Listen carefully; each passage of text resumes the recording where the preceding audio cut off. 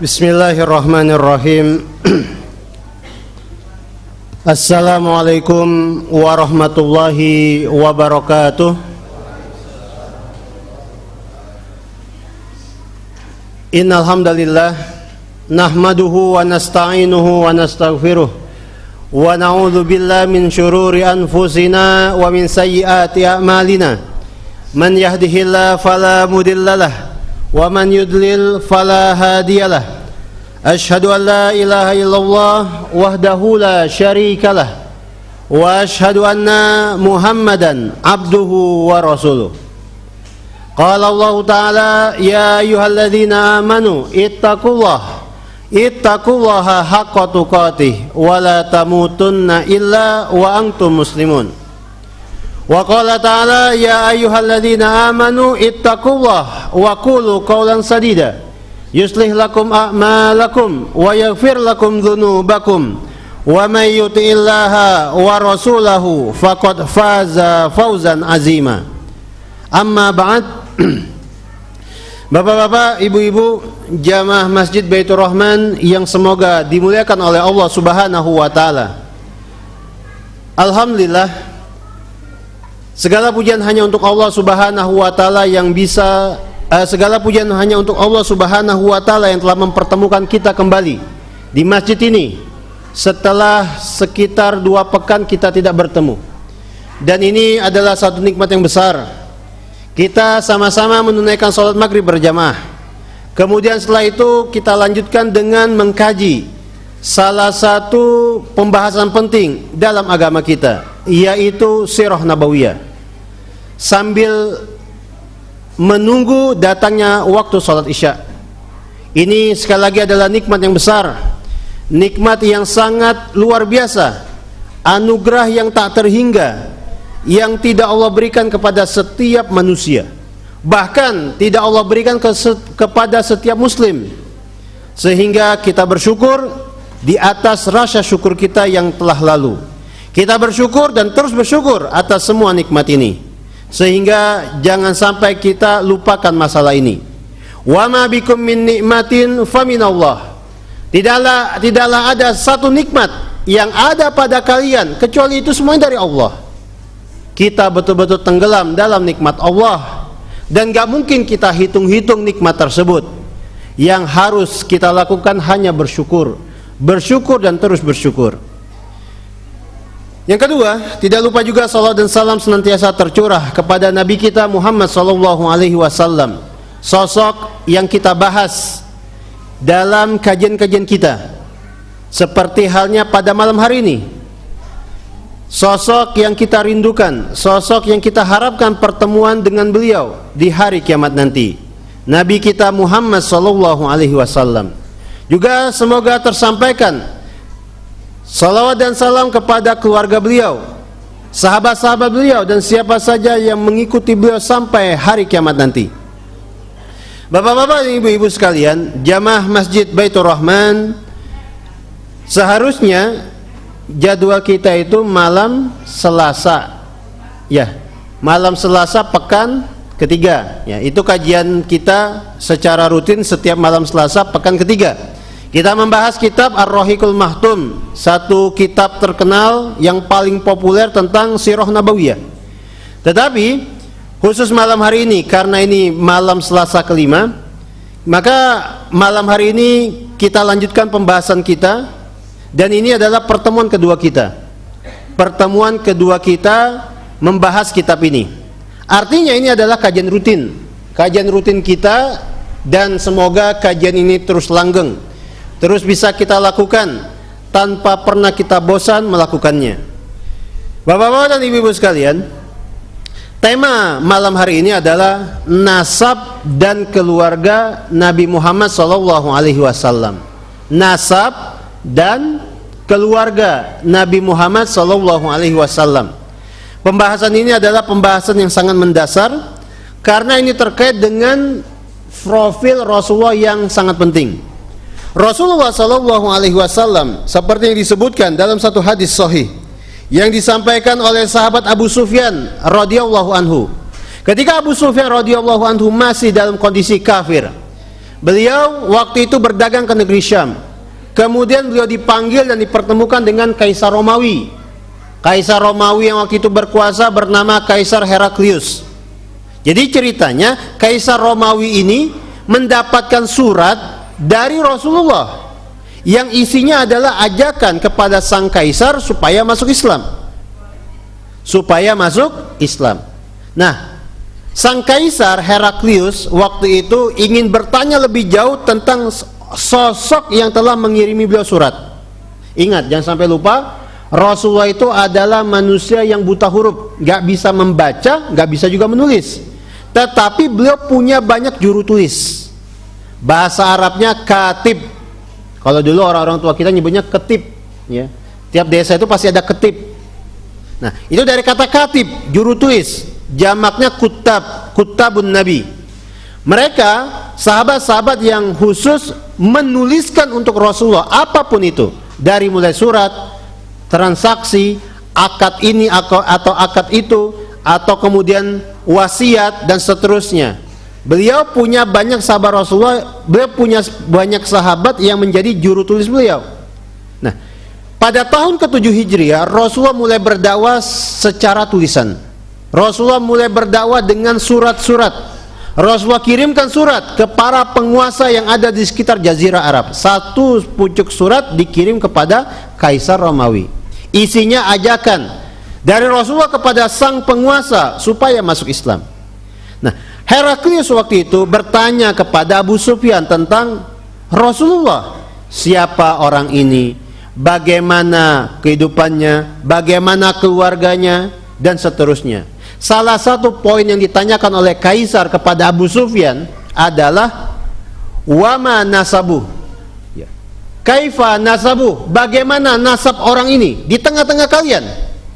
Maka pada waktu itu Abu Sufyan yang waktu itu masih kafir, yang waktu itu posisinya sebagai pemimpin musyrikin Quraisy, menjawab dengan jujur, huwa dzu nasabin, huwa fina dzu nasabin. Orang itu, maksudnya Rasulullah, di tengah-tengah kami, di tengah-tengah Quraisy, adalah orang yang paling bagus nasabnya, adalah orang yang punya nasab. Huwa fina dzu nasabin. Dia adalah orang yang punya nasab di tengah-tengah kami. Ucapan atau jawaban Abu Sufyan seperti ini menunjukkan bahwasanya Rasulullah itu memiliki nasab yang jelas. Nah, yang jadi masalah, istilah nasab di tengah-tengah kita itu mungkin kita kenal, tetapi asing bagi kita. Kita orang-orang Indonesia kalau bicara tentang nasab itu seperti membicarakan sesuatu yang ada tapi asing. Dan memang seperti itu kita sering menyebutkan nasab itu hanya pada waktu-waktu tertentu. Itu pun terbatas pada orang tua atau sampai kakek. Ya, misalnya di acara-acara walimahan, saya nikahkan fulana binti fulan dengan mas kawin sekian-sekian dibayar tunai. Biasanya kayak gitu kan, binti fulan, binti fulan, paling begitu. Nah, seperti itulah orang-orang kita. Seperti itulah orang-orang kita. Kita kalau menyinggung masalah nasab itu biasanya cuma ke ayah. Saya namanya Abdullah. Abdullah ayah saya namanya Ahmad. Abdullah bin Ahmad, selesai. Kadang-kadang dengan nama kakek juga, Abdullah bin Ahmad bin Yusron misalnya. Jarang yang sampai kakeknya kakek, kakeknya kakek lagi. Jarang. Orang-orang Arab nggak kayak gitu. Orang-orang Arab mereka betul-betul menghafal nasab-nasab mereka. Menghafal nasab mereka itu adalah bentuk penjagaan terhadap garis keturunan, asal usul masing-masing. Sehingga orang-orang Arab yang nggak punya nasab itu biasanya menjadi bahan omongan. Menjadi bahan omongan. Dan kedudukannya mungkin dipandang rendah. Berbeda dengan orang yang nasabnya jelas, fulan bin fulan bin fulan bin fulan sampai ke ujung. Termasuk Rasulullah SAW, nasab beliau jelas, nasab beliau jelas, kemudian keturunan-keturunan siapanya jelas. Dan ingat, yang namanya nasab itu diambil dari garis ayah, dari jalur ayah. Rasulullah Shallallahu Alaihi Wasallam memiliki nasab yang baik, memiliki nasab yang jelas, dan nama-nama dalam nasab Rasulullah adalah nama-nama yang dikenal oleh masyarakat Arab pada waktu itu. Taib. Nasab Rasulullah Shallallahu Alaihi Wasallam itu sebagai berikut: Muhammad bin Abdullah bin Abdul Muttalib. Ini Rasulullah putra Abdullah, Abdullah ayah beliau. Kemudian cucu Abdul Muttalib kakek beliau. Jangan sampai lupa, ayah beliau Abdullah, kakek beliau Abdul Muttalib. Muhammad bin Abdullah bin Abdul Muttalib bin Hashim. Hashim berarti kakek buyut. Kemudian bin Abdi Manaf bin Qusay bin Kilab bin Murrah bin Ka'ab bin Lu'ay bin Ghalib bin Fihr bin Malik ibn Nadar bin Kinanah bin Khuzaimah bin Mudrikah bin Ilyas bin Mudar bin Nizar bin Ma'ad bin Adnan. Ini nasab Rasulullah Sallallahu Alaihi Wasallam. Jadi dari beliau Muhammad sampai kepada Adnan, ujung nasab beliau itu jelas nama-namanya. Kemudian jelas urutannya, jelas hitungannya. Kalau dihitung ada sekitar 22 nama dalam nasab Rasulullah. Nah, ini maksudnya dzunasabin, jelas. Kemudian gamblang, nyata, dan bisa dihafal. Sepertilah bangsa Arab. Nah, tadi sudah kita sebutkan, ujung nasab Rasulullah adalah Adnan. Adnan ini adalah keturunan Nabi Ismail alaihissalam. Keturunan Nabi Ismail alaihissalam. Bapak-bapak dan ibu-ibu sekalian, tadi sudah kita sebutkan nasab Rasulullah Sallallahu Alaihi Wasallam, dan jangan lupa nasab ini berasal dari jalur ayah, karena biasanya bangsa Arab seperti itu, yang namanya nasab diambil dari jalur ayah, sedangkan yang namanya keturunan diambil dari jalur anak laki-laki. Jadi kalau misalnya seorang laki-laki dari bangsa Arab dia gak punya anak laki-laki, maka orang-orang akan menyebutnya, oh orang ini terputus, orang ini gak punya keturunan, meskipun dia punya anak perempuan 10. Meskipun dari setiap anak perempuan itu akan lahir cucu-cucunya jumlahnya 20 orang, tetap disebutnya dia gak punya keturunan. Jadi tolong pahami baik-baik seperti ini.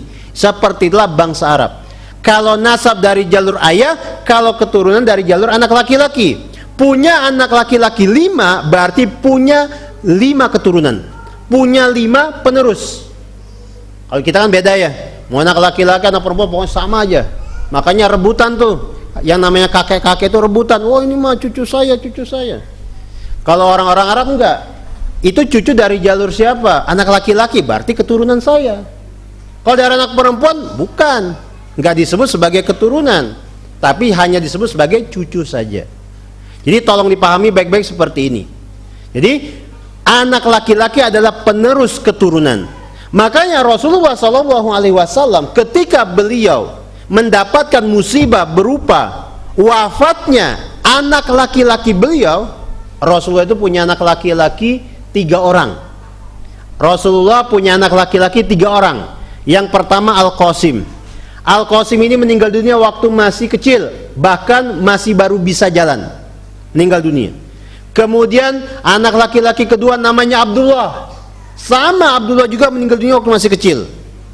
Nanti setelah Rasulullah hijrah ke Madinah, Rasulullah punya anak laki-laki namanya Ibrahim, meninggal dunia juga pas masih persusuan, masih disusui. Nah, ketika Rasulullah mendapatkan musibah berupa wafatnya putra beliau, itu orang-orang kafir Quraisy mereka gembira, bahkan sebagian mereka membuli Rasulullah. Di antaranya adalah Abu Jahal. Abu Jahal menyebut-nyebut Rasulullah dengan Muhammad Abtar, Muhammad Abtar, Muhammad Abtar. Muhammad Abtar itu artinya Muhammad terputus keturunannya, Muhammad selesai keturunannya. Padahal waktu itu Rasulullah punya anak perempuan 4 orang, semuanya sudah dewasa dan sebagian sudah nikah. Tetap orang-orang kafir membuli Rasulullah. Abtar, Abtar, Abtar. Abtar itu istilah untuk ekor cicak kalau putus. Nah itu abtar. Karena sebab Rasulullah dibully seperti itu, Allah turunkan surat Al-Kautsar. Ini kejadian waktu Rasul masih tinggal di Mekah. Jadi intinya yang namanya keturunan itu dari anak laki-laki, dan orang-orang Arab seperti itu. Ya. Nah, kita kembali ke sini. Jadi Rasulullah SAW beliau memiliki nasab yang jelas. Nasab beliau jelas sampai ke Adnan keturunan Nabi Ismail alaihissalam, sehingga Nabi Muhammad adalah keturunan Nabi Ibrahim alaihissalam. Keturunan Nabi Ibrahim alaihissalam. Kemudian Rasulullah sendiri dalam satu riwayat yang disampaikan oleh Abu Nuaim Al-Asbahani, beliau mengatakan, "Wulidtu ana min nikahin wala min sifahin." Aku dilahirkan dari pernikahan, bukan dari perbuatan rendahan. Maksudnya perbuatan rendahan itu zina. Ya. Orang-orang zaman jahiliyah dulu, mereka kalau ingin memiliki keturunan, mereka melakukan sejumlah cara. Di antaranya berzina. Satu-satunya cara untuk meneruskan keturunan yang dipuji, kemudian dimuliakan, itu adalah pernikahan. Rasulullah SAW katakan kepada orang-orang dalam hadis yang tadi, aku dilahirkan dari pernikahan, bukan dari perzinahan. Kata para ulama, maksud ucapan Rasulullah ini, beliau lahir dari pernikahan, ayah beliau dari pernikahan, kakek beliau dari pernikahan, terus sampai ke ujung. Semuanya lahir dari pernikahan, lahir dari apa? Tindakan yang mulia, bukan dari perzinahan. Sehingga bisa kita lihat bahwa sosok Rasulullah adalah sosok yang telah Allah jaga jauh-jauh hari. Rasulullah tidak pernah dilahirkan dari seseorang yang berzina. Jadi bapak-bapak, ibu-ibu sekalian, tolong dipahami baik-baik. Semua nama yang ada dalam nasab Rasulullah tadi, semuanya dilahirkan dari pernikahan. Satu-satunya cara yang Allah ridhoi dalam meneruskan keturunan. Dalam sebagian riwayat disebutkan semuanya lahir dari pernikahan itu sampai Adam. Karena dalam sebagian kitab disebutkan nasab Rasulullah itu sampai Nabi Adam. Jadi tadi Muhammad bin Abdullah bin Fulan terus sampai bin Ismail, bin Ibrahim, bin Azar, bin Fulan bin Nuh, bin Fulan bin Adam. Nah, kata para ulama, semua nama yang ada dalam nasab Rasulullah dari beliau sampai Adam itu semuanya lahir dari pernikahan. Lahir dari pernikahan. Sehingga di sini kita dapati Rasulullah adalah sosok yang mulia. Beliau orang yang memiliki nasab. Nasab beliau dihormati, nasab beliau diingat. Baik. Bapak-bapak dan ibu-ibu sekalian, di sebagian pesantren nasab Rasulullah yang seperti ini itu dihafalkan kepada anak-anak. Jadi anak-anak santri itu biasanya disuruh untuk menghafal nasab Rasulullah. Dan ini adalah salah satu bentuk tindakan yang terpuji, menyuruh anak-anak untuk menghafal nasab Rasulullah SAW dari Muhammad sampai Adnan, seperti yang tadi kita sebut. Dan mungkin ini sesuatu yang asing, mungkin ini sesuatu yang kurang dikenal di tengah-tengah kita, tapi di sebagian pesantren seperti itu.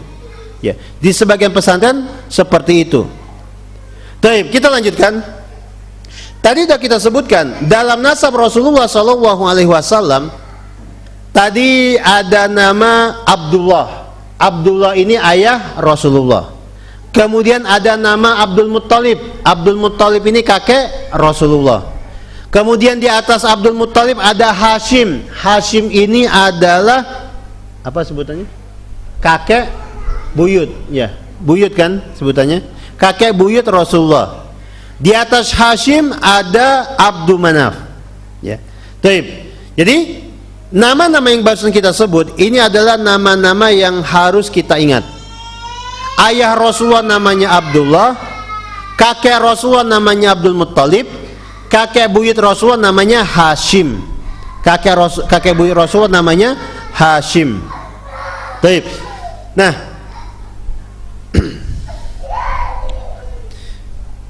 kita ulangi. Ayah Rasulullah namanya Abdullah, kakek Rasulullah namanya Abdul Muttalib, kemudian kakek buyut Rasulullah namanya Hashim. Hashim. Hashim, sekarang kita bahas satu persatu nama yang tadi kita sebut. Hashim, kakek buyut Rasulullah ini, ketika masih hidup, dia dikenal sebagai tokoh Quraisy. Dikenal sebagai tokoh Quraisy yang pertama kali mencontohkan perjalanan di dua musim. Bangsa Arab, khususnya orang-orang Mekah, orang-orang Quraisy, mereka itu memiliki kebiasaan berdagang di dua musim. Di musim dingin, kemudian di musim panas. Kalau musim dingin, mereka berdagang ke Syam. Kalau musim panas, mereka berdagang ke Yaman. Nah, kebiasaan ini pertama kali dicontohkan, diperkenalkan oleh Hashim, kakek buyut Rasulullah. Dan kebiasaan ini kemudian Allah abadikan di dalam surat Quraisy. Li'ilafi Quraisy ilafihim rihlatash syita'i was-shaif. Jadi kebiasaan orang-orang Quraisy itu adalah melakukan rihla, perjalanan jauh dalam rangka berdagang. Pertama, rihla di musim dingin itu ke Syam. Yang kedua, perjalanan atau rihla di musim panas itu ke negeri Yaman. Nah, Allah abadikan di dalam surat Quraisy. Terkait pembahasan kita, poinnya adalah Hashim, kakek buyut Rasulullah, orang pertama yang memperkenalkan perjalanan dagang di dua musim. Jadi kalau kita baca surat Quraisy, jangan sampai lupa rihlatash syita'i was-shaif, kebiasaan orang-orang Mekah berdagang di dua musim ini diperkenalkan, dipopulerkan pertama kali oleh Hashim, kakek buyut Rasulullah. Nah, Hashim ini punya banyak anak. Kemudian anak-anak tersebut ada yang meneruskan garis keturunannya. Mereka, keturunan Hashim ini nantinya disebut dengan istilah Bani Hashim. Bani itu artinya keturunan, Hashim itu Hashim, orang yang dimaksud. Jadi dari sini kita bisa dapati ternyata Rasulullah keturunan orang terkenal, Hashim. Nah, Hashim salah satu anaknya itu adalah Abdul Muttalib. Salah satu anak Hashim adalah Abdul Muttalib, kakek Rasulullah. Abdul Muttalib atau kakek Rasulullah ini ternyata semasa hidup dikenal sebagai salah satu tokoh Quraisy juga. Abdul Muttalib ini dikenal sebagai salah satu tokoh Quraisy. Di antara kiprahnya, di antara hal yang membuat Abdul Muttalib dipandang oleh orang-orang Quraisy itu bagaimana Abdul Muttalib ketika masih hidup menemukan kembali sumur Zam-Zam. Pada pertemuan yang pertama sudah kita sebutkan di sini bahwa sumur Zam-Zam, mata air Zam-Zam itu muncul pertama kali pada zaman Nabi Ismail alaihissalam. Nabi Ismail masih bayi, ditinggal oleh Nabi Ibrahim di padang tandus lembah Mekah. Lalu Allah memberikan pertolongan untuk Ismail dan ibunya, muncullah mata air Zam-Zam. Mata air Zam-Zam ini, bapak-bapak dan ibu-ibu sekalian, ternyata sempat tertimbun. Jadi setelah Nabi Ismail meninggal dunia, kemudian waktu itu yang berkuasa keturunan Nabi Ismail, terjadi pergolakan politik, terjadi keributan di kota Mekah. Jadi ada sebagian pihak yang ingin berkuasa atas Mekah, padahal itu bukan haknya. Nah, ketika terjadi keributan seperti itu, di antara pihak yang kalah waktu itu, mereka menimbun air Zam-Zam. Jadi berbuat kerusakan dengan cara menimbun air Zam-Zam sampai tidak ada bekas sama sekali. Sampai tidak ada bekas sama sekali, dan ini tertimbun berabad-abad lamanya. Jadi yang namanya air Zam-Zam, yang mungkin kita tahu, ya, di antara kita mungkin ada yang pernah umroh atau haji, kemudian merasakan langsung air Zam-Zam dari tempatnya, berwudu dengan air Zam-Zam dan seterusnya. Itu air Zam-Zam pernah tertimbun sekian abad lamanya, sampai kemudian datanglah Abdul Muttalib. Abdul Muttalib waktu itu masih baru punya anak satu. Ketika masih punya anak satu, Abdul Muttalib tiba-tiba mendapatkan mimpi dari Allah, yang isi mimpinya adalah perintah dari Allah supaya menggali satu titik tidak jauh dari lokasi Ka'bah. Jadi Abdul Muthalib tidur siang, mendapatkan mimpi aneh sekali. Kemudian tidur lagi, dapat mimpi begitu juga. Keesokannya harinya dapat mimpi begitu juga. Jadi selama 3 kali, selama beberapa waktu Abdul Muthalib bermimpi dengan mimpi yang aneh. Setelah dicari tahu takwilnya, tafsirnya, maka Abdul Muthalib menyimpulkan, aku harus menggali di satu titik tidak jauh dari Ka'bah. Aku harus gali, dan apa isinya aku nggak tahu. Maka digalilah tanah tidak jauh dari Ka'bah.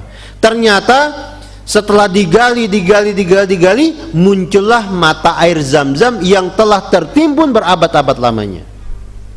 Pada awalnya orang-orang Mekah, mereka ingin berebut hak kepemilikan air Zam-Zam, tetapi ternyata Allah Subhanahu wa Ta'ala menginginkan Abdul Muthalib sebagai keturunan Nabi Ismail yang memiliki hak untuk mengurus air Zam-Zam. Nah, setelah itu air Zam-Zam pun dibongkar, diadakan kembali, dan menjadi salah satu sumber air di kota Mekah. Kepengurusan atas air Zam-Zam dipegang oleh Abdul Muthalib dan keturunan-keturunannya.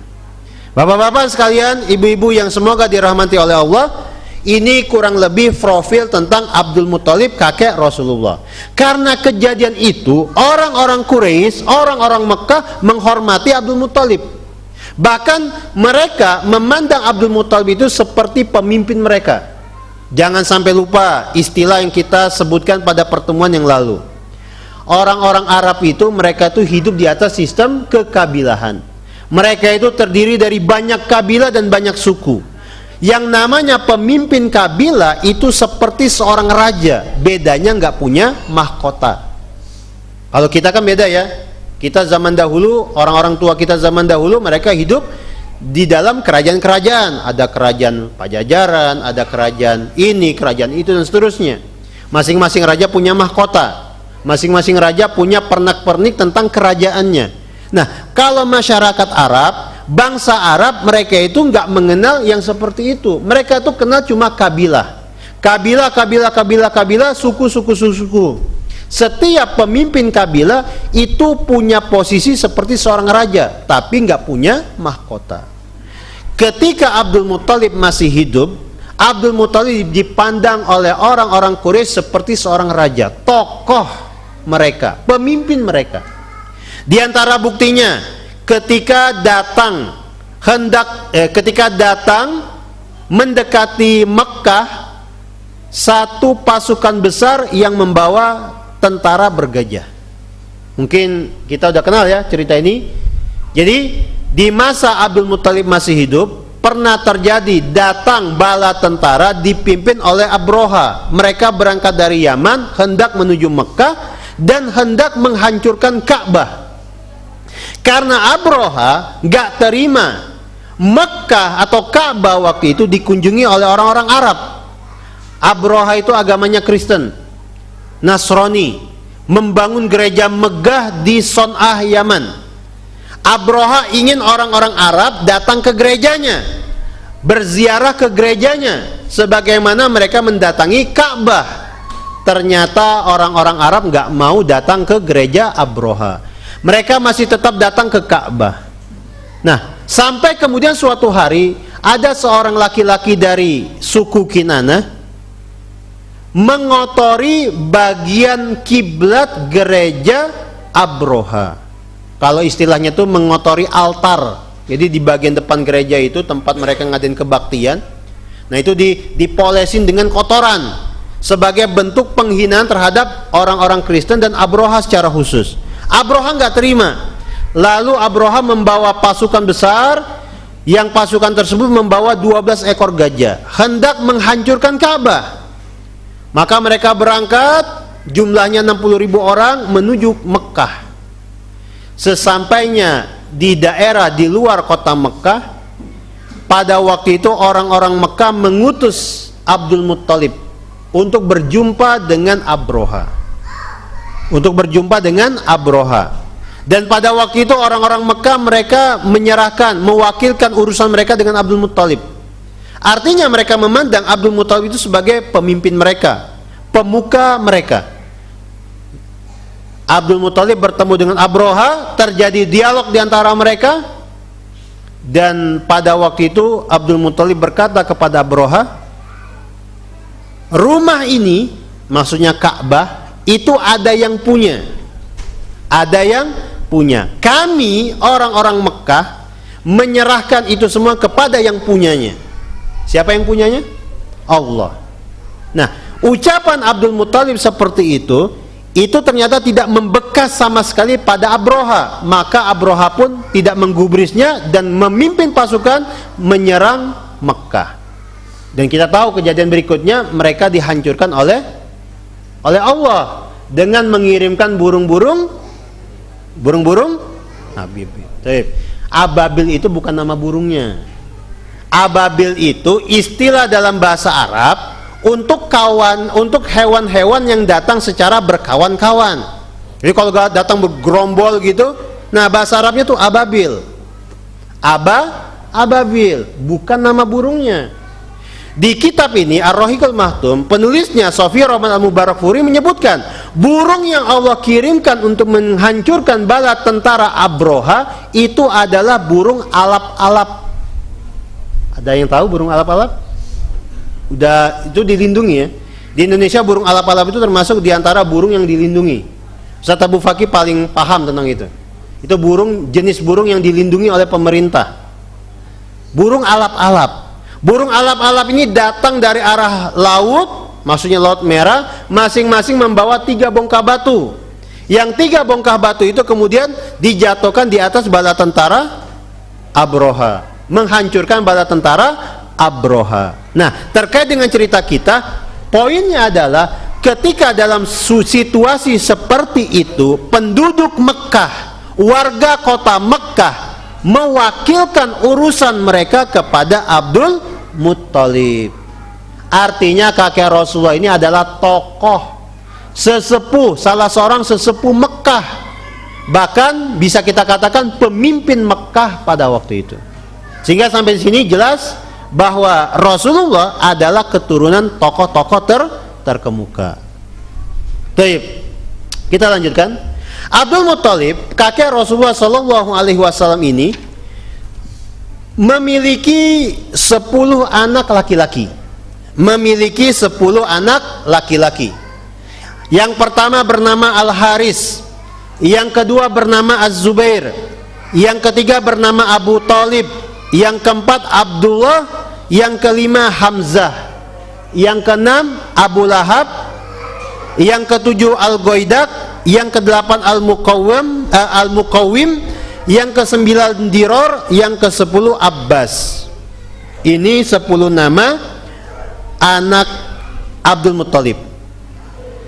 Yang harus kita ingat anak-anak Abdul Muthalib ini pertama Abu Talib, Abdullah, kemudian Abu Lahab, kemudian Hamzah, kemudian Abbas.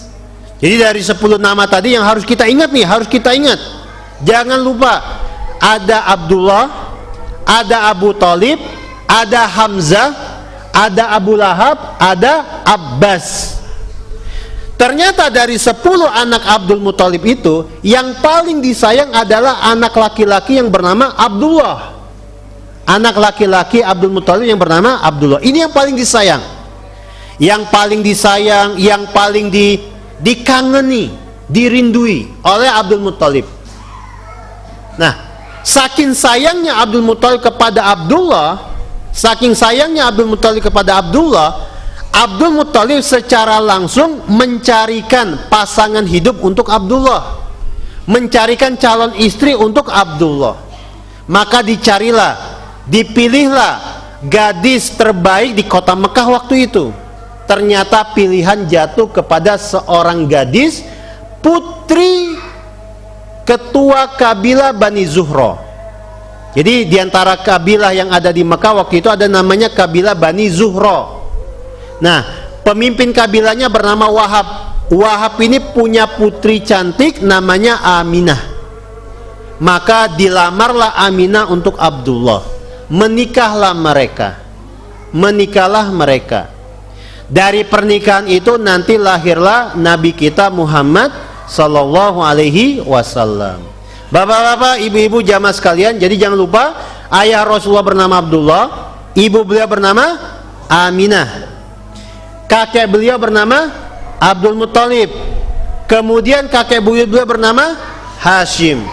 Hashim ini yang memperkenalkan perdagangan di dua musim, musim panas dan musim dingin. Sudah masuk? Belum ya? Nanti bunyikan ya. Kita lanjutkan lagi sedikit sebelum kita break dengan sholat isya. Itu anak-anak Abdul Muttalib. Abdul Muttalib juga punya anak-anak perempuan. Abdul Muttalib juga punya anak-anak perempuan. Anak-anak perempuannya berjumlah 6 orang. Tadi putra-putra Abdul Muttalib 10. Sekarang putri-putri Abdul Muttalib ada 6. Berarti mereka ini adalah bibi-bibi Rasulullah.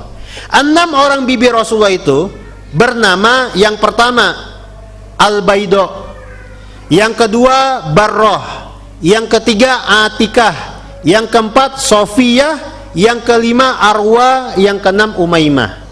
Jadi Rasulullah sallallahu alaihi wasallam punya 6 orang bibi, ya, punya 6 orang bibi. Dari 6 orang bibi Rasulullah itu nanti yang masuk Islam itu hanya 1 orang, namanya Sofiyah. Namanya Sofiyah. Baik. Ini bibi Rasulullah sallallahu alaihi wasallam. Kemudian tadi sudah kita sebutkan Abdullah menikah dengan Aminah. Menikah dengan Aminah. Pada waktu Abdullah menikahi Aminah, Abdullah masih berumur 25 tahun. Abdullah masih berumur 25 tahun. Sedangkan Aminah ketika menikah dengan Abdullah, umurnya itu masih sekitar 17 atau 18 tahun dalam salah satu riwayat. Nah, mereka menikah. Pada waktu itu pernikahannya terjadi dengan meriah di kota Mekah. Setelah menikah, Aminah langsung mengandung. Aminah langsung mengandung. Kemudian ketika usia kandungannya menginjak umur 6 bulan, Abdullah berangkat ke Syam untuk melakukan perjalanan dagang. Sepulangnya dari Syam, Abdullah jatuh sakit, kemudian singgah di Madinah untuk berobat. Diobati di Madinah, tetapi ternyata sakitnya membuatnya meninggal dunia. Sehingga Abdullah ayah Rasulullah meninggal dunia ketika Rasulullah masih dalam kandungan. Bapak-bapak dan ibu-ibu sekalian, seorang anak kalau dia lahir tanpa bapak seperti Rasulullah di sini, ayah beliau meninggal dunia sebelum Rasulullah lahir, maka istilahnya adalah yatim yang paling tinggi. Yatim itu adalah istilah untuk anak yang kehilangan bapaknya, bukan karena kabur, bukan karena lari dari tanggung jawab, tapi karena meninggal dunia. Maka disebut dengan yatim. Ada anak umur 6 tahun, bapaknya kecelakaan, meninggal dunia, dia disebut sebagai yatim. Orang yang kehilangan bapaknya atau meninggal dunia bapaknya, anak yang bapaknya meninggal dunia disebut dengan yatim. Nah, yatim yang paling tinggi tingkatannya, yang paling tinggi levelnya itu yatim yang seperti Rasulullah. Lahir dalam kondisi bapaknya sudah meninggal dunia. Makanya yatimnya Rasulullah ini adalah yatim yang paling puncak. Dan Allah singgung tentang sifat yatimnya Rasulullah di surat Ad-Duha. Di surat Ad-Duha Allah singgung di situ. Yang ini membuktikan kepada kita bahwa, menunjukkan kepada kita bahwa Rasulullah sallallahu alaihi wasallam sudah sejak dini beliau itu sudah mendapatkan ujian dan cobaan. Hilang bapak, meninggal bapak sebelum beliau lahir. Makanya di antara nasihat para ulama kepada siapa saja dari kaum muslimin yang mendapatkan musibah, lihatlah Rasulullah. Musibah yang kita dapati dalam kehidupan ini, kalau dibandingkan dengan musibah yang didapati oleh Rasulullah, itu nggak ada apa-apanya. Kita lahir, ayah kita masih ada. Kita lahir, tumbuh besar, ayah kita menjadi teman kita, teman main kita, teman ngobrol kita. teman diskusi kita. Kita beranjak menjadi anak muda, ayah kita menjadi seorang yang berada di samping kita, mendukung kita, menyokong kita. Rasulullah enggak. Rasulullah lahir bapaknya udah enggak ada. Rasulullah lahir bapaknya sudah meninggal dunia. Jadi dari satu sisi ini saja musibah yang menimpa kita itu belum ada apanya. Udah masuk belum? Enggak bunyi-bunyi? Udah ya? Oh itu. Kirain bunyi. Afwan. Baik, kita break dulu, kita sholat isya. Insyaallah ba'da isya kita lanjutkan kembali sedikit apa yang tersisa dari pembahasan di malam hari ini. Alhamdulillah wassalatu wassalamu ala Rasulillah.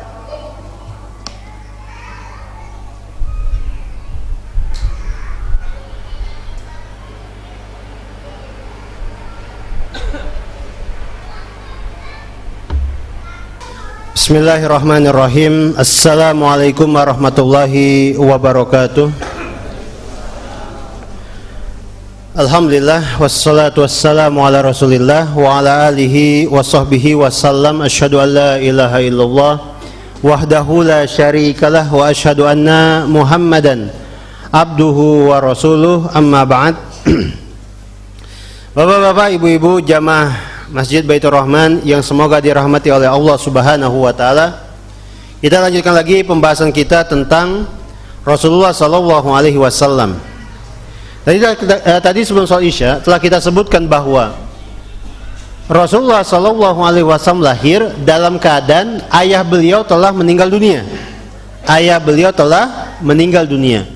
Jadi Rasulullah lahir dalam kondisi yatim. Tetapi yatimnya ini level yang paling tinggi. Lahir dalam keadaan tidak punya ayah, ayahnya telah meninggal dunia. Bahwasanya Rasulullah yatim ketika beliau kecil Allah abadikan dalam surat Ad-Duha. Allah Ta'ala berfirman, alam yajid kayatiman fa'awa. Bukankah kami telah mendapati dirimu yatim wahai Muhammad, lalu kami cukupi engkau, cukupi ke segala kebutuhanmu. Nah, ayat ini adalah bukti paling nyata Rasulullah itu lahir dalam keadaan yatim. Rasulullah lahir dalam keadaan yatim. Nah, karena Rasulullah sallallahu alaihi wasallam dalam kondisi seperti ini, maka beliau pada waktu itu mendapatkan banyak perhatian dari keluarga besar beliau.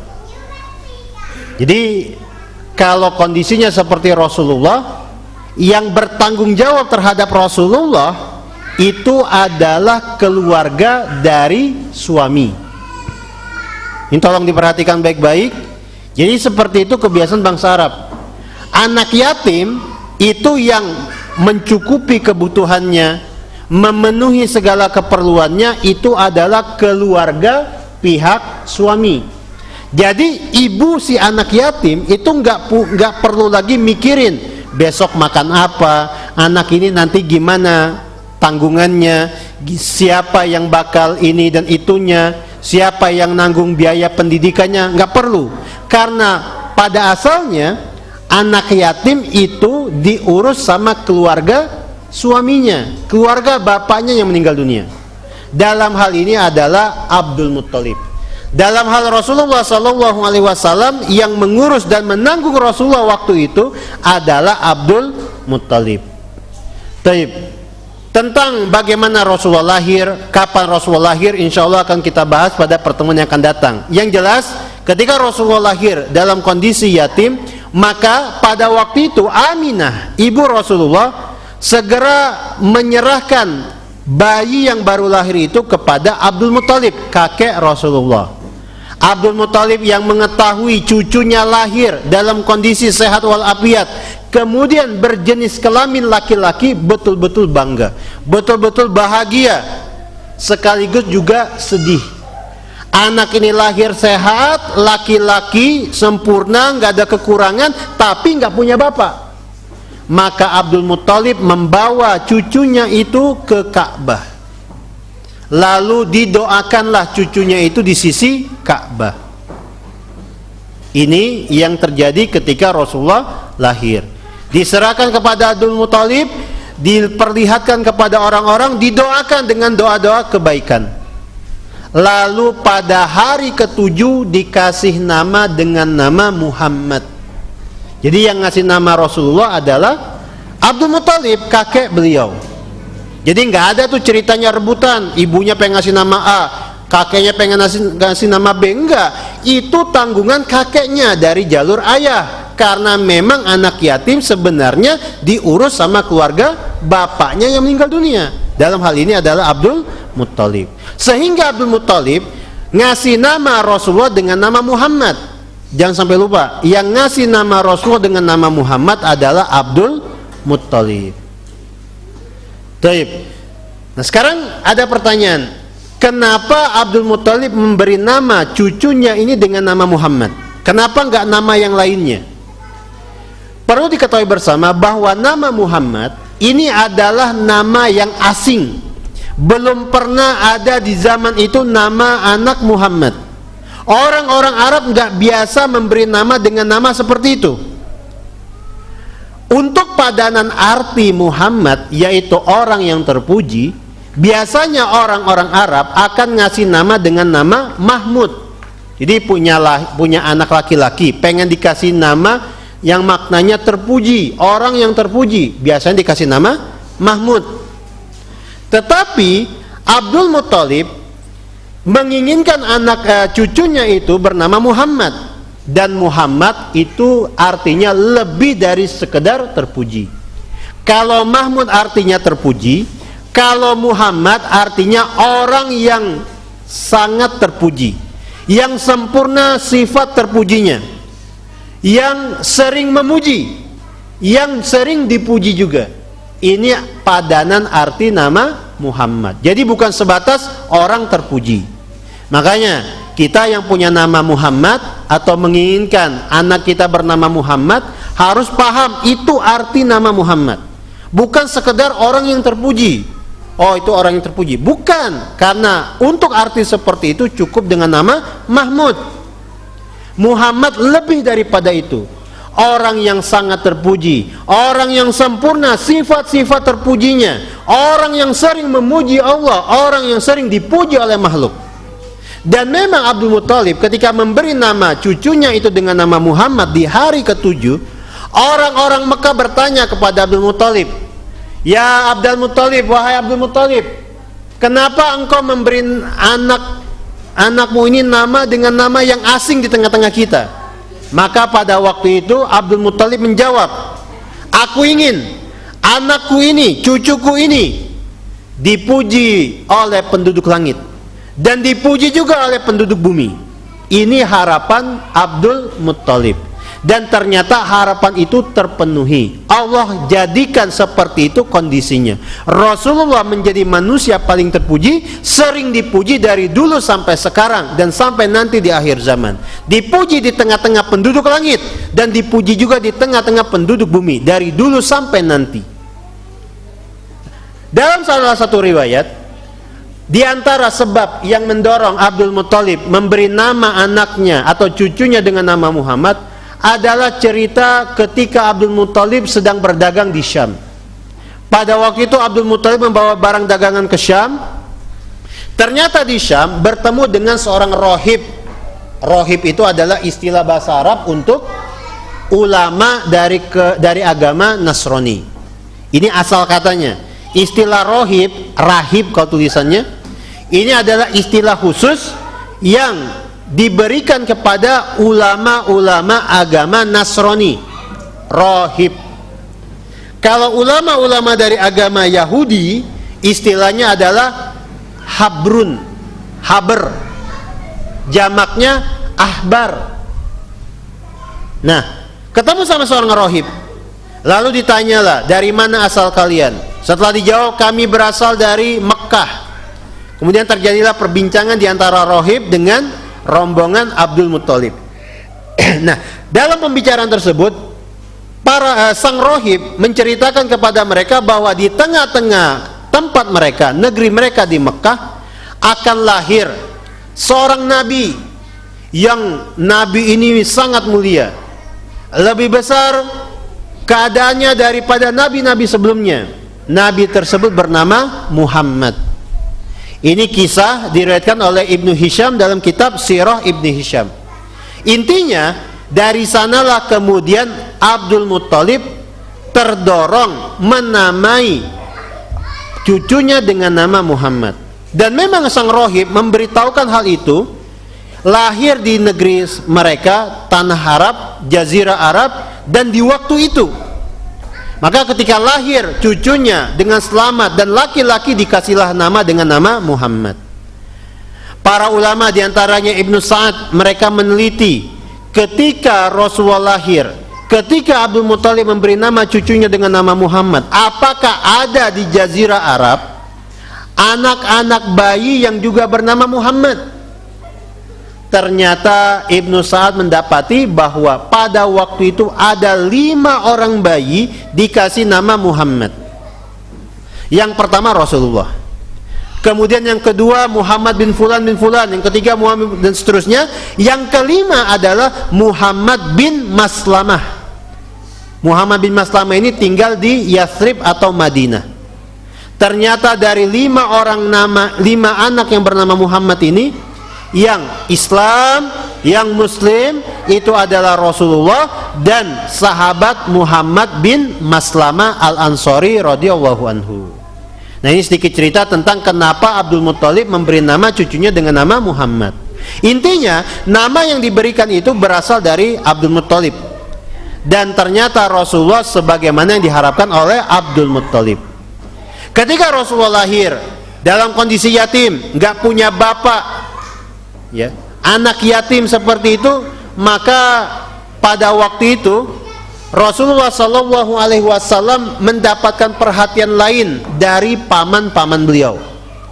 Di antara paman Rasulullah adalah Abu Lahab. Di antara paman Rasulullah adalah Abu Lahab. Abu Lahab ini adalah nama yang kita sebut dalam surat Al-Masad. Banyak di antara kita tahu Abu Lahab itu siapa, tetapi di antara kita jarang yang tahu nama Abu Lahab. Bapak-bapak dan ibu-ibu sekalian, perlu diperhatikan, Abu Lahab paman Rasulullah ini nama aslinya adalah Abdul Uzza. Nama aslinya adalah Abdul Uzza. Karena Abu Lahab ini atau Abdul Uzza ini tampan, rupawan, maka dia dijuluki oleh orang-orang dengan Abu Lahab. Jadi Abu Lahab itu julukan. Abu Lahab itu julukan untuk Abdul Uzza. Ternyata julukan itu lebih dikenal daripada namanya. Nah, setelah ini jangan sampai lupa, nama Abu Lahab adalah Abdul Uzza. Ketika lahir keponakannya dikasih nama dengan Muhammad seperti itu, Abu Lahab waktu itu menyuruh salah satu budak perempuannya untuk menyusui keponakannya itu. Jadi Rasulullah lahir, kemudian diserahkan kepada Abdul Muttalib. Nah, pada waktu itu selain Aminah, yang menyusui Rasulullah adalah budak perempuan milik Abu Lahab. Ini diantara bentuk rasa sayang Abu Lahab kepada Rasulullah. Tapi ingat, ini pada awal perkara. Nanti di kemudian hari kita akan dapat cerita Abu Lahab menjadi orang yang paling membenci Rasulullah dari kalangan keluarga Rasulullah. Tapi itu nanti. Nah, sekarang dalam kondisi Rasulullah baru lahir, bayi yang bernama Muhammad ini disusui oleh ibunya Aminah dan juga disusui oleh budak milik Abu Lahab. Budak Abu Lahab yang menyusui Rasulullah namanya Suwaibah, pakai huruf fa. Abata Suwaibah. Suwaibah. Ya, itu bukan Suwaibah. Ujung lidah tuh di sini nih. Suwaibah. Nah, Suwaibah ini budak milik Abu Lahab menyusui Rasulullah Shallallahu Alaihi Wasallam sekian hari. Artinya selama beberapa hari itu Rasulullah sudah berkali-kali mendapatkan asupan ASI dari Suwaibah. ASI yang diberikan oleh Suwaibah kepada Rasulullah yang masih bayi itu adalah ASI milik putra Suwaibah yang bernama Masruh. Jadi karena disusui oleh Suwaibah, Rasulullah punya saudara sepersusuan namanya Masruh.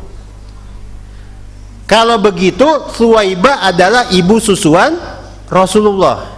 Kita sebutkan seperti ini karena Rasulullah SAW beliau bersabda, yuhramu minar roda ma yahrumu minan nasab.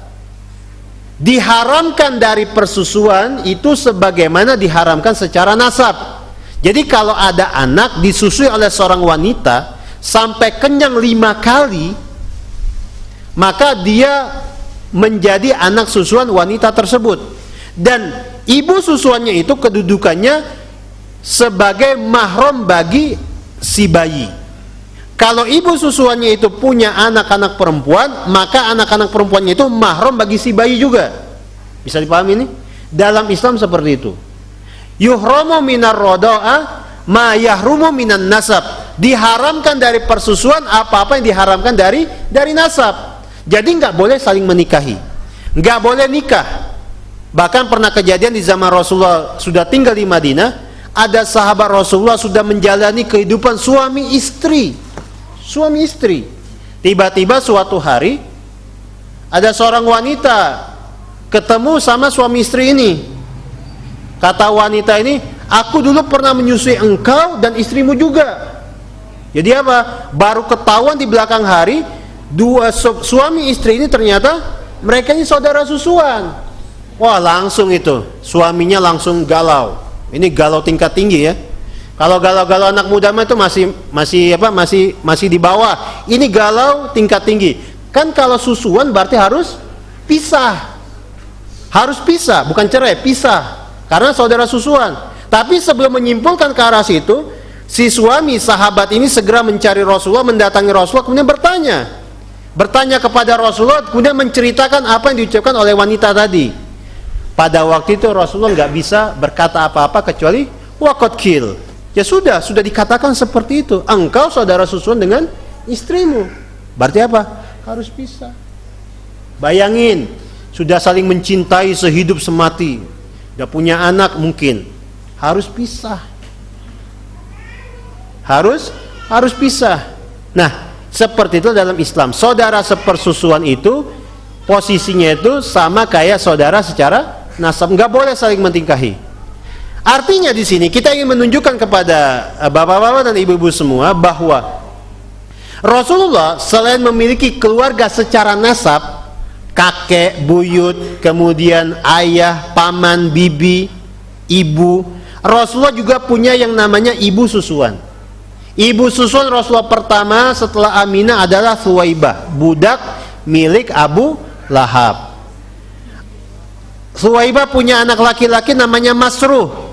Sehingga ini pertama, saudara susuan Rasulullah namanya Masruh. Nanti Thuwaibah ternyata juga menyusui Hamzah, paman Rasulullah, dan juga menyusui sahabat Abu Salamah. Sehingga Rasulullah punya saudara sepersusuan. Baik, afwan. Kita ulangi. Jadi Rasulullah punya saudara sepersusuan selain Masruh, itu Hamzah dan Abu Salamah. Jadi mereka ini sama-sama disusui oleh Thuwaibah. Sehingga Rasulullah SAW nggak boleh menikahi putri-putri Hamzah, juga nggak boleh menikahi putri-putri Abu Salamah dan putri-putri Masruh, karena mereka ini adalah saudara sepersusuan Rasulullah. Anak-anak mereka itu posisinya sama seperti keponakan, ya kan? Kalau dalam nasab kayak gitu kan? Nah, ini harus kita ketahui. Ibu susuan Rasulullah pertama setelah Aminah adalah Thuwaibah. Tidak lama setelah itu datang ke kota Mekah rombongan wanita dari Arab pedalaman. Di antara rombongan wanita itu ada seorang wanita yang bernama Halimah As-Sa'diyah. Mereka ini sengaja datang ke kota Mekah menawarkan jasa untuk menyusui bayi-bayi penduduk Mekah. Ternyata pada waktu itu Abdul Muthalib menawarkan bayi yang bernama Muhammad ini kepada Halimah. Dan Halimah pada waktu itu menerima bayi tersebut. Disusuilah oleh Halimah. Sehingga di sini kita dapati Rasulullah punya ibu susuan berikutnya, namanya Halimah As-Sa'diyah. Kalau orang kita nyebutnya Halimatus Sa'diyah. Nah, Halimah As-Sa'diyah ini ternyata punya beberapa orang anak. Yang perempuannya pertama namanya Juzaimah. Yang kedua namanya Unaisah. Yang ketiga anak laki-laki yang bernama Abdullah. Ini adalah saudara-saudara sepersusuan Rasulullah dari Halimah. Bapak-bapak, ibu-ibu sekalian, kita ceritakan seperti ini. Inilah keluarga Rasulullah berikutnya. Keluarga dari arah persusuan. Beliau punya ibu susuan. Yang pertama namanya Suwaibah, yang kedua namanya Halimah. Masing-masing punya anak, masing-masing juga menyusui orang-orang selain Rasulullah sallallahu alaihi wasallam. Yuhramu minar rodoa ma yahrumu minan nasab. Diharamkan dari persusuan itu apa-apa yang diharamkan secara nasab. Jadi tolong perhatikan baik-baik permasalahan ini. Dan ini termasuk diantara tema yang kita angkat pada malam hari ini. Sebagian orang mereka bertanya-tanya, apa sih pentingnya? Apa sih pentingnya kita tahu ibu susuan Rasulullah itu namanya ini, namanya itu, kemudian Rasulullah punya anak, punya saudara-saudara susuan namanya ini dan seterusnya. Apa sih pentingnya? Apa sih korelasinya untuk kehidupan ini? Jawabannya sederhana, ini adalah bagian dari sirah nabawiyah. Ketika kita mengetahui apa yang tadi kita sebutkan, keluarga-keluarga Rasulullah dari sepersusuan, maka di sini kita sampai pada titik kita mengenal Rasulullah secara lebih jauh. Dan inilah bedanya mengenal Rasulullah dengan orang-orang selain Rasulullah. Jadi sekarang mulai malam hari ini masing-masing kita harus tahu Rasulullah itu punya ibu-ibu susuan. Selain Aminah, ibu-ibu susuan Rasulullah adalah Suwaibah dan Halimah. Kalau mau diringkas cukup dibaca dengan Asuha.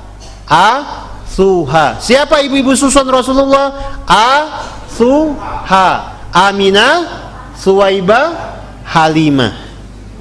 Bisa dipahami ya? Nah, ini keluarga Rasulullah dari arah persusuan. Bapak-bapak dan ibu-ibu sekalian, sebelum kita tutup pembahasan kita ini dan kita masuk ke bagian tanya jawab, ada satu hal yang mesti kita sampaikan terlebih dahulu terkait dengan orang-orang yang dekat dengan Rasulullah ketika Rasulullah masih kecil. Ketika Rasulullah Shallallahu Alaihi Wasallam lahir, ayah beliau sudah nggak ada.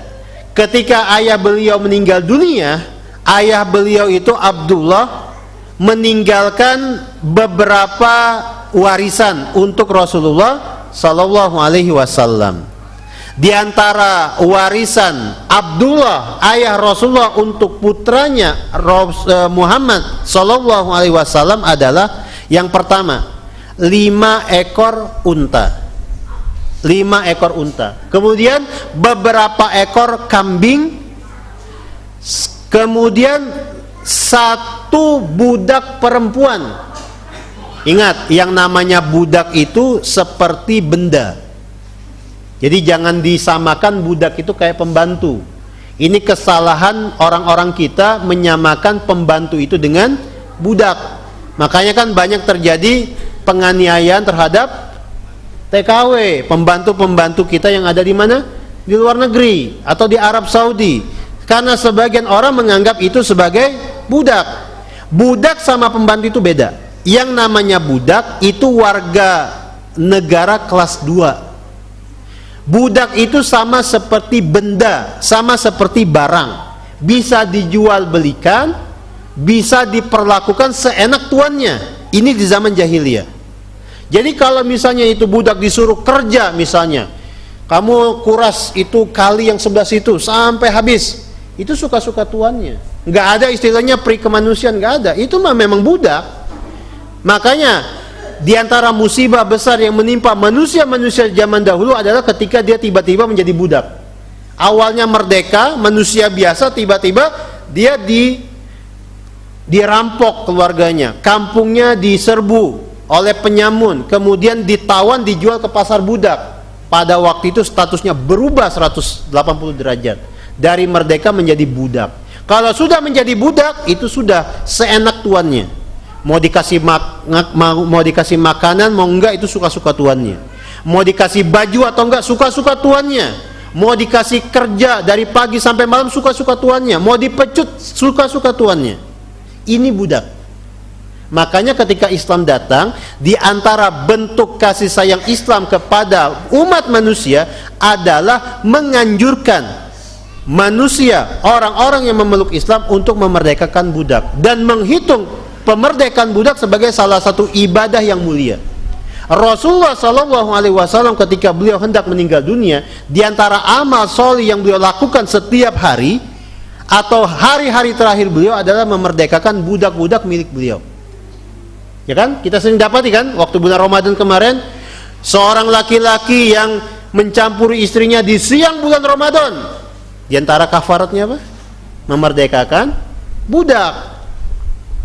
Nah, karena memang budak itu harta, hak milik, barang yang punya harga. Setiap budak itu harganya beda-beda. Ada budak yang harganya ratusan juta karena dia punya keahlian, misalnya bisa bikin mebel. Karena dia punya keahlian, karena dia bisa bikin pedang atau senjata tajam. Nah, harganya naik ratusan juta. Kalau budak itu nggak punya keterampilan, nggak punya skill, cuma bisa beres-beres rumah, cuma bisa disuruh-suruh ke pasar dan seterusnya, harganya turun sekian puluh juta. Tapi tetap itu mahal. Makanya Islam sangat mendorong pemeluknya untuk memerdekakan budak, karena budak itu sesuatu yang berharga. Maksudnya bagi yang memilikinya. Nah, ketika Abdullah ayah Rasulullah meninggal dunia, di antara harta warisannya adalah seorang budak perempuan yang bernama Barokah. Namanya Barokah. Nanti Barokah ini setelah dewasa menikah dengan seorang laki-laki yang bernama Ubaid. Lahirlah seorang putra yang dikasih nama Aiman. Maka Barokah sejak saat itu dipanggil dengan nama Ummu Aiman. Apa hubungannya dengan Rasulullah? Jadi ketika Rasulullah lahir, di antara harta warisan yang beliau dapati dari ayah beliau adalah seorang budak perempuan. Nah, budak perempuan yang bernama Barokah ini nantinya sangat membantu ibu dan kakek Rasulullah mengasuh Rasulullah kecil. Jadi Rasulullah misalnya main, yang nemenin adalah Barokah. Rasulullah butuh sesuatu, misalnya BAB atau apa dan seterusnya, Barokah yang menanganinya. Atau misalnya Abdul Muthalib sebagai wali, Rasulullah sedang sibuk, Rasulullah ini perlu ditemani, misalnya makan atau ini atau itu, maka yang ngasuhnya adalah siapa? Barokah. Dan Barokah ini disebut dengan Ummu Aiman. Maka dari sini kita dapati nama berikutnya yang tidak bisa lepas dari Rasulullah dan mungkin bisa dianggap sebagai bagian dari keluarga Rasulullah dalam tanda kutip. Siapa itu? Barokah Ummu Aiman. Bisa dipahami sampai sini? Rasulullah punya ibu-ibu susuan, namanya Aminah, Suwaibah, Halimah. Rasulullah juga punya sosok wanita yang mengasuh beliau waktu kecil, namanya Barokah atau Ummu Aiman. Baik, bapak-bapak dan ibu-ibu sekalian, ini kurang lebih pembahasan tentang keluarga Rasulullah Sallallahu Alaihi Wasallam. Mudah-mudahan yang sederhana ini bermanfaat dan ini semua terhitung di sisi Allah sebagai upaya kita untuk mengenal sosok Nabi Muhammad Sallallahu Alaihi Wasallam. Ingat, ketika kita mengaku sebagai umat Muhammad, ketika kita mengaku sebagai umat Islam, maka di antara hak Nabi kita yang wajib kita penuhi adalah mencintai beliau lebih daripada mencintai manusia-manusia selain beliau. Rasulullah bersabda, la yu'minu ahadukum hatta akuna ahabba ilaihi min walidihi wa waladihi wan nasi ajmain. Tidak sempurna iman salah seorang di antara kalian sampai aku lebih dicintai olehnya daripada orang tuanya, daripada anak-anaknya dan manusia-manusia selainnya. Ini sekedar mengingatkan tentang kenapa kita membahas sosok Rasulullah Sallallahu Alaihi Wasallam di sini. Dan tentu saja mencintai Rasulullah tidak mungkin bisa kita lakukan tanpa mengenal beliau. Tak kenal maka tak sayang, kata orang-orang tua zaman dahulu. Dan memang seperti itu. Kalau kita ingin mencintai Rasulullah dengan benar, kita harus mengenal beliau. Dan ini salah satu bentuknya. Mudah-mudahan bermanfaat, mudah-mudahan Allah memberkahi usaha kita ini. Mohon maaf kalau ada kurang dan salah. Kita cukupkan sampai di sini. Barangkali ada yang mau ditanyakan? Ada. Ada? Ada.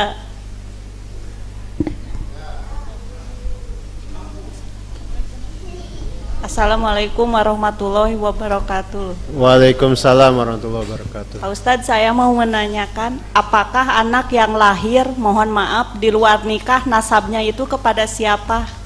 Baik, betul. Gimana kalau anak yang lahir di luar nikah atau anak zina, ya kan? Anak zina itu tidak punya bapak. Dia disandarkan kepada ibunya. Dia disandarkan kepada ibunya. Dan ini sesuatu yang sudah menjadi ketetapan Allah dalam agama ini. Ya.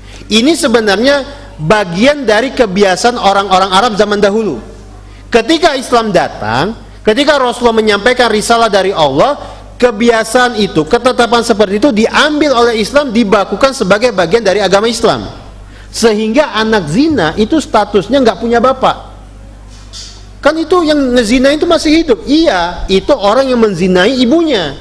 Itu orang yang menzinai ibunya. Makanya Islam betul-betul mencela yang namanya perzinahan. Karena begitu, putus nasabnya. Makanya hati-hati. Nah, kalau misalnya kan sekarang bukan sekarang, dari zaman dulu kan ya. MBA kalau dulu mah istilah kami waktu tahun 90 itu MBA, married by accident. Apa? Hamil karena kecelakaan ya. Kecelakaan tanda kutip. Kan itu kebiasaannya tuh, wah, udah ngandung 2 bulan langsung dinikahkan dengan yang menzinainya. Itu nggak bisa, nggak sah. Kenapa? Karena si perempuan sudah mengandung anak yang sebenarnya nggak punya bapak sah, nggak punya bapak dalam Islam. Artinya perempuan itu kalau mau menikah dengan laki-laki yang menzinainya, dia harus melahirkan anak zina itu dulu. Lahir anak zina itu, bersih dia, kemudian ini dan itu seterusnya, baru dia boleh menikah dengan laki-laki yang menzinahinya.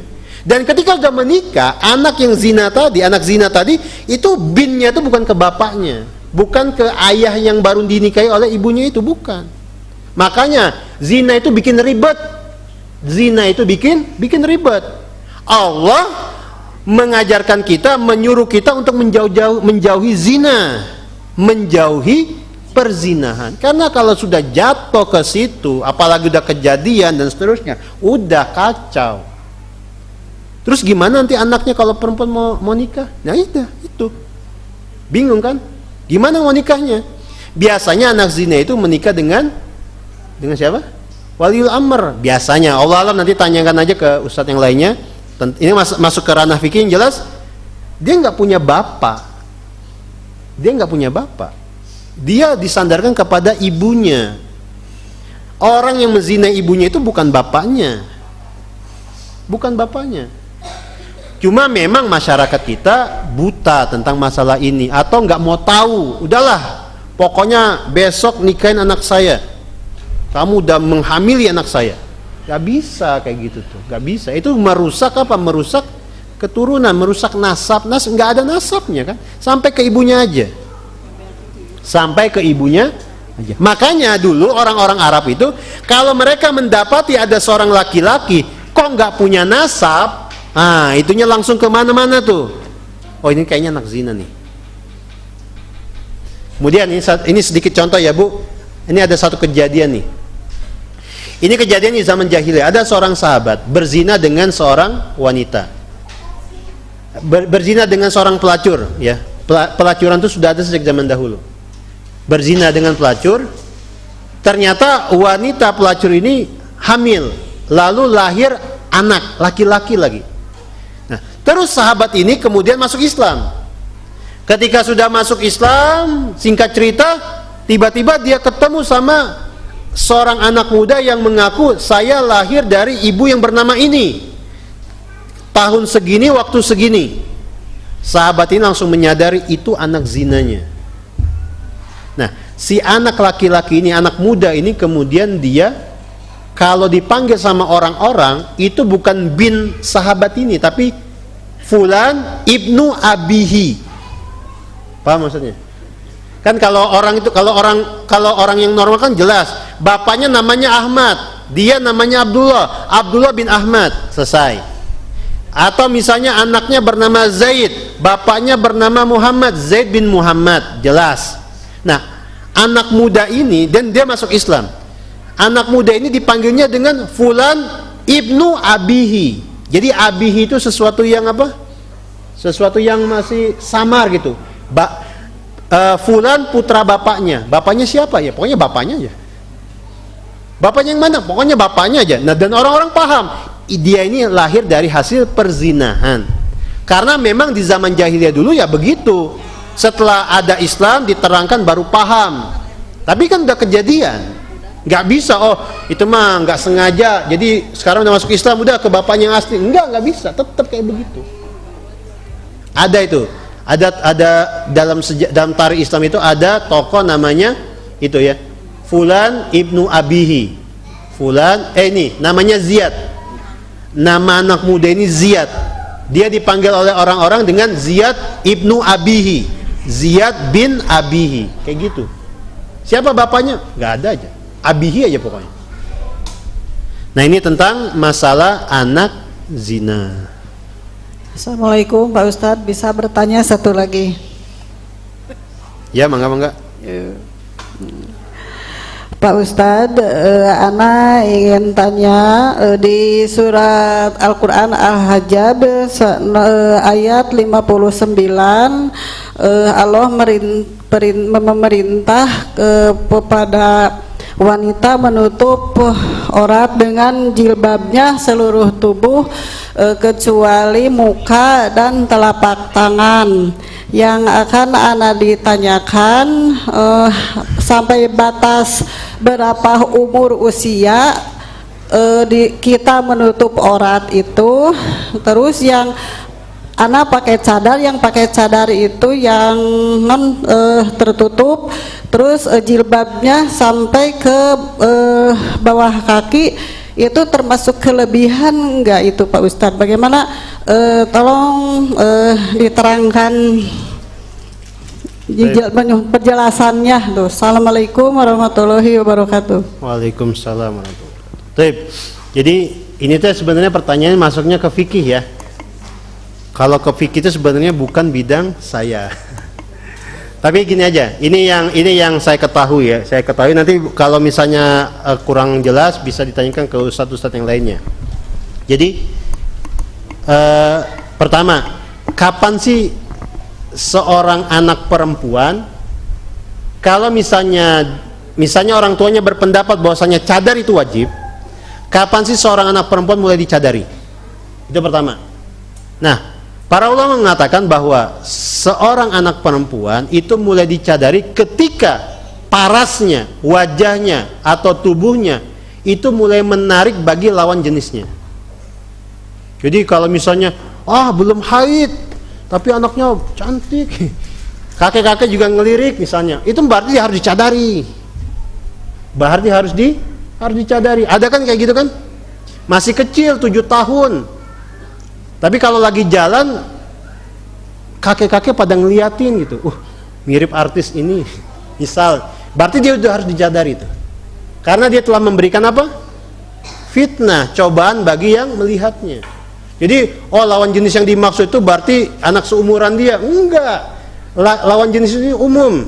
Mau seumuran, mau 2 tahun di atasnya, mau bapak-bapak atau mau kakek-kakek. Kalau sudah menarik lawan jenis, maka bagi mereka yang berpendapat cadar itu wajib, anak ini harus dicadari. Kemudian yang kedua, misalnya ada ibu-ibu atau mungkin ada seorang gadis, dia sudah bercadar, sudah berhijab. Nah, kira-kira ketika dia bercadar, ya tentu aja kan cadar itu nggak boleh dibuka kecuali depan mahramnya atau suaminya. Ya, nah sekarang gini. Kira-kira itu cadar sampai kapan? dipakainya. Yang jelas Allahu a'lam. Tetapi saya sendiri pernah mendapati ada satu pendapat di kalangan para ulama yang mengatakan bahwa wanita yang sudah tua sepuh itu nggak apa-apa melepas cadarnya. Ingat, cadarnya, bukan hijabnya. Kan hijab itu kan ada yang jilbab, ada yang cadar. Nah, kalau sudah tua sepuh dan nenek-nenek, ingat, nenek-nenek bukan nenek. Karena kita dapati ada nenek umurnya 25 tahun. Ya kan? Nenek itu kan wanita yang punya cucu. Kalau nenek-nenek berarti wanita yang sudah tua, yang sudah bungkuk, sudah ompong dan seterusnya. Pokoknya sudah sepuh lah. Nah, sebagian ulama mengatakan kalau sudah dalam kondisi seperti itu nggak masalah cadarnya dibuka. Ya. Nggak masalah cadarnya dibuka. Ini bagi yang berpendapat cadar itu wajib. Mudah-mudahan bisa dipahami sampai sini ya. Ini tentang masalah cadar. Itu ya Bu ya. Tetapi memang kalau untuk kehati-hatian mendingan tetap dipertahankan, nggak usah dibuka meskipun ya sudah berumur misalnya 60 tahun ke atas. Baik. Karena siapa tahu kan ada kakek-kakek yang tertarik juga. Allahu a'lam. Ini yang anak ketahui. Bisa tanyakan nanti ke ustaz-ustaz yang lainnya yang mumpuni dalam masalah ini. Ini ada pertanyaan. Udah Bu ya. Sekarang pertanyaan dari bapak-bapak nih di kertas.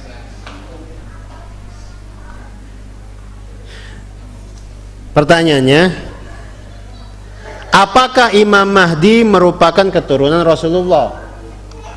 Imam Mahdi itu namanya Muhammad bin Abdullah, dari keturunan Al-Hasan. Al-Hasan keturunan siapa? Ali bin Abi Thalib. Jadi Rasulullah jauh-jauh hari memberitahu bahwasanya nanti ya dari keturunan cucunya, berarti siapa? Al-Hasan, akan lahir seorang laki-laki yang disebut seperti ini. Namanya Muhammad bin Abdullah Al-Hasani. Nah, inilah Imam Mahdi. Imam Mahdi yang diyakini dalam akidah Ahlus Sunnah wal Jamaah. Beda dengan Imam Mahdi menurut versi orang-orang Syiah. Imam Mahdi menurut versi orang Syiah adalah keturunan Al-Husain. Ya. Imam Mahdi yang ditunggu, Imam Mahdi Al-Muntazor. Nah, ini versi Syiah. Kalau versi Ahlus Sunnah, Imam Mahdi itu dari keturunan Al-Hasan. Dari keturunan Al-Hasan. Kemudian ini ada pertanyaan berikutnya, umur anak yang dikatakan anak sepersusuan itu sampai berapa tahun atau apa syarat dikatakan persusuan?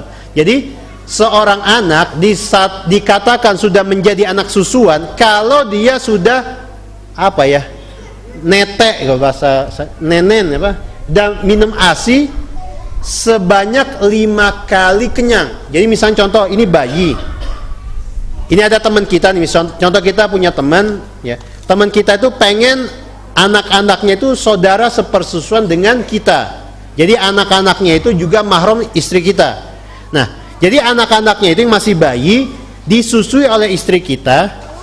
Disusuinya itu 5 kali kenyang. 5 kali kenyang itu bayi dinenenin sampai dia kenyang. Nah, kenyangnya bayi itu kalau dia melepaskan melepaskan susuannya itu begitu saja secara normal. Jadi bukan karena dikagetin, bukan karena kayak gitu langsung nengok, enggak, tapi dia kenyang akhirnya dilepas nenennya itu. Ini hitung 1. Kalau sampai 5 kali begitu berarti sah dia jadi anak susuan kita. Ya. Dalam Islam batas minimal seorang anak jadi anak susuan itu kalau si anak sudah nenen, minum susu, ya, minum ASI sampai 5 kali persusuan kenyang. Kalau sudah begitu sah dia jadi anak susuan kita. Atau anak kita jadi susuan orang lain. Terus sampai kapan statusnya sebagai saudara sepersusuan atau anak susuan? Sampai meninggal dunia. Makanya ada sebagian teman kita itu ketika dia mendapati dirinya nggak bisa punya anak laki-laki, anaknya perempuan semua nih. Kemudian dia khawatir nanti kalau dia meninggal dunia siapa nanti yang nemenin anak-anak perempuan saya ke mana? Ke pasar atau kemana, karena nggak punya mahram. Nah, akhirnya dia karena punya pikiran kayak gitu, anak-anak perempuannya itu atau bayi-bayi perempuannya disusukan kepada siapa? Kepada temannya yang punya anak laki-laki. Nah, sehingga nanti ketika mereka sudah dewasa, mereka mahram. Jadi misalnya minta temenin misalnya kemana? Ke Dayakolot atau kemana, ke Bandung, pengen beli sesuatu di BEC misalnya. Dia bisa ditemani sama anak laki-laki temannya itu yang saudara sepersusuan. Itu mahram buat dia. Dan itu sampai meninggal dunia, nggak ada batasan. Dan nggak boleh nikah. Makanya dilarang jatuh cinta ya. Karena saudara sepersusuan.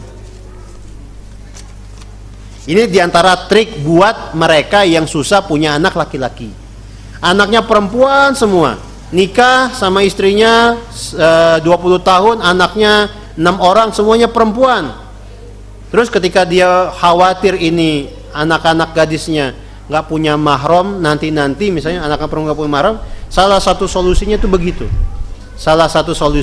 Disusukan kepada mereka yang punya anak laki-laki. Jadi statusnya jadi mahram.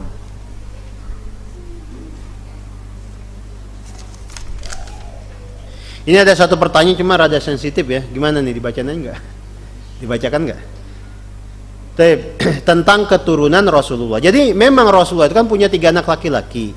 Ketika 3 anak laki-laki itu meninggal dunia, maka secara otomatis Rasulullah itu nggak punya keturunan.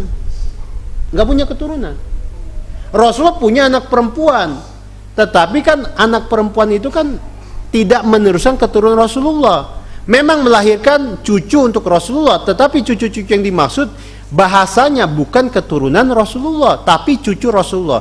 Kalau cucu-cucunya tersebut kemudian beranak pinak, punya keluarga besar, mereka hanya disebut sebagai kerabat atau keluarga Rasulullah, bukan keturunan Rasulullah. Mudah-mudahan bisa pahami ya. Memang seperti ini aturannya. Dan memang Allah Subhanahu wa taala menakdirkan Rasulullah nggak punya anak laki-laki. Punya anak laki-laki meninggal dunia.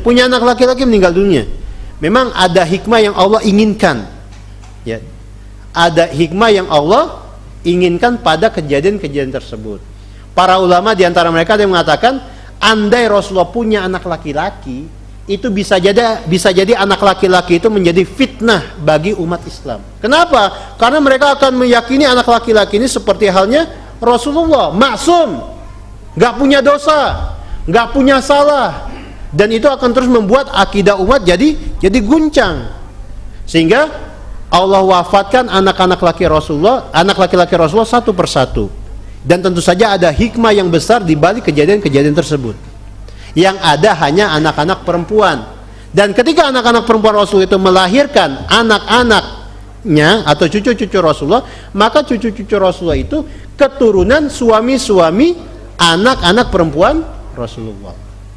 Ini tadi kan kita bilang sensitif. Memang sebagian kaum muslimin mereka menganggap nggak bisa, itu tetap keturunan Rasulullah. Ya nggak bisa gitu. Memang aturannya dari sana kayak gitu. Memang aturannya dari sana kayak begitu. Terus gimana sekarang keturunan Al-Hasan? Gimana sekarang keturunan Al-Husain? Mereka kita sebut sebagai keluarga Rasulullah, kerabat Rasulullah, atau istilahnya dengan Ahlul Bait Rasulullah sallallahu alaihi wasallam.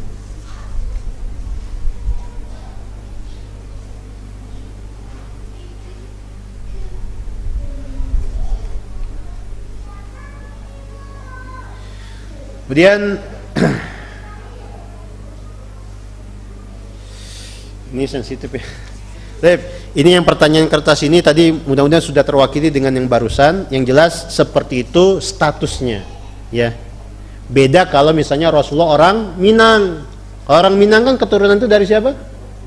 Dari ibu. Nah itu baru. Tapi kan Rasulullah orang Arab, kan orang Minang. Ya kan? Kan di Minang itu kan kayak gitu kan ya. Mereka kan matrilineal.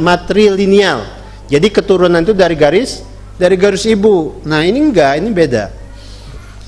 Nah, jadi misalnya Al-Husain punya anak namanya Ali Zainal Abidin. Ali Zainal Abidin itu keturunan Ali bin Abi Thalib, bukan keturunan Rasulullah. Tapi beliau adalah kerabat Rasulullah atau istilahnya Ahlul Bait.